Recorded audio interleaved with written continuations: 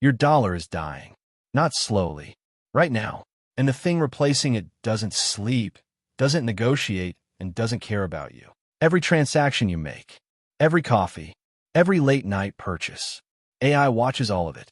Your money isn't just money anymore. It's data, and data can be controlled. AI doesn't just track your spending. It scores it. Buy the wrong things, and your score drops. Score drops, and your rent payment gets flagged. You're standing at a grocery checkout. Full cart. Card declined. For buying the wrong groceries. AI sets the prices now. Not stores. Not humans. AI. It charges different people different amounts for the exact same product. It knows your desperation. That's not a free market. That's a trap. Every bank teller, every financial advisor, every accountant, gone.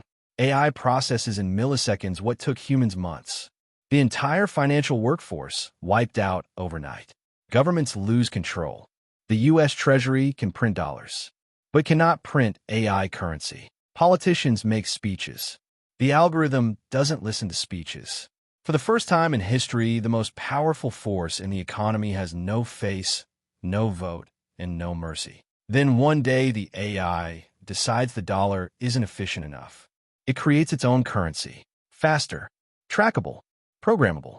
Every movement of every dollar monitored in real time. Your savings convert automatically. No vote, no warning, no choice. You wake up and the money you worked your entire life for is now controlled by a machine. A machine that decided your old dollars were obsolete. The scariest part, you already started this. Every tap, every contactless payment, every digital wallet. You handed AI the $1 transaction at a time. But if you think that's the end, wait until you hear what AI does to your job next. That's a topic for another What If.